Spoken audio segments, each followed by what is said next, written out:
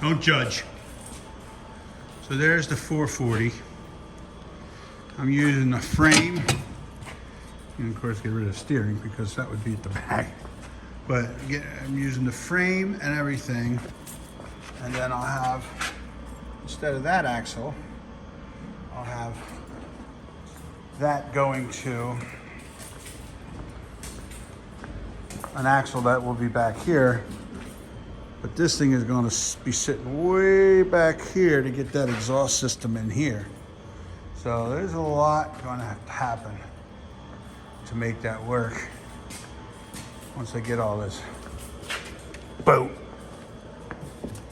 fiberglass tub off the bottom. I'll get a better idea. But I want to keep, of course, the drivetrain, right? I also want to keep that braking system. Them brakes work good. Man, that's a Suzuki motor, 440 cc's. So that thing should go pretty quick once I'm done. All right, what do we do, Joe?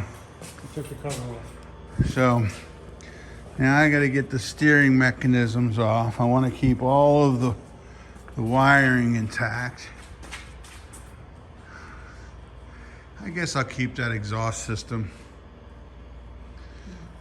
I'll get all that off now that I got that stupid boat bottom off of it.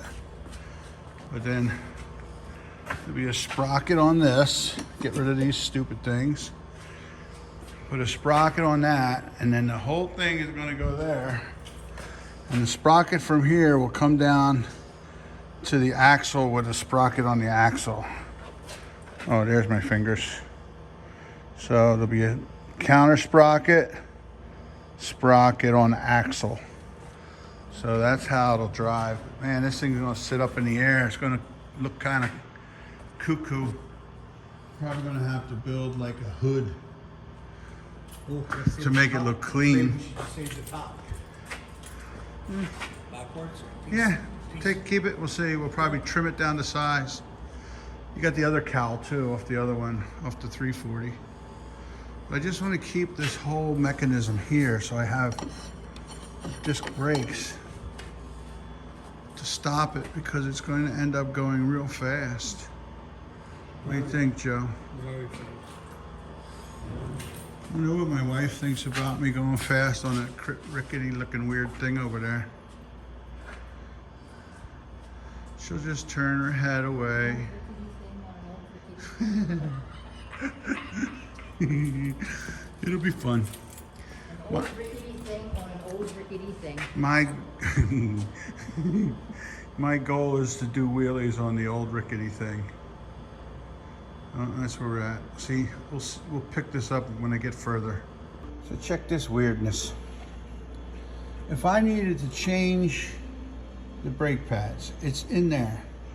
On these things, you'd have to pull all of them. All right, so again, I'm putting this together, right? And if I needed to put a brake pad on these things, you'd have to pull this whole thing apart. You'd have to just about take the stupid snowmobile apart to put a brake pad in. It's a good thing my brake pads look like they're meaty enough to stay. Got it back together here. Added this because these things are wobbly. I think they're just like that factory. I don't know who designed them like that, but I think they're like. Now I got my sprocket that's going to end up going on the shaft here.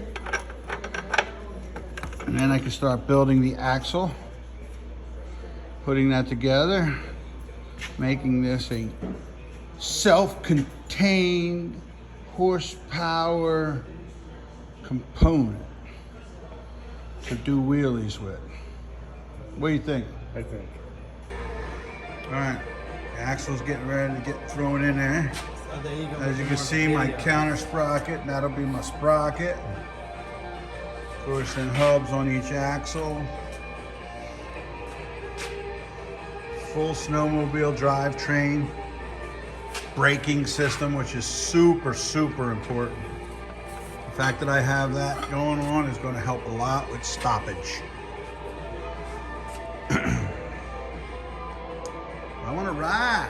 I want to ride. You hear me, Peter? I hear ya. I'm ready to do wheelies. All right, we're getting there. Are they gonna clear here? A couple more things to do. Well, you got to take into consideration that the hubs that I have, I could actually even get more room. So wherever I decide that is needed is where they'll be. If they'll fit right to the end, which is ideal, that's where they're going. These are the old drums for the band type of brakes. So we're not using that anymore.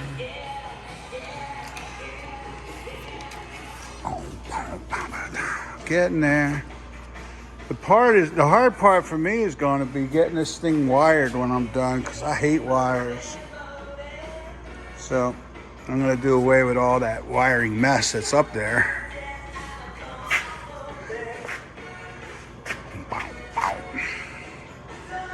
So that's it. So, I thought the axle would be enough. I got a couple options. I can either come out past the end of the axle, or I can use a spacer, but the wheel is hitting the clutch. So that's going to take a little tuning. But it's getting there. It's almost ready for me to start welding a frame around it. It's going to need fenders.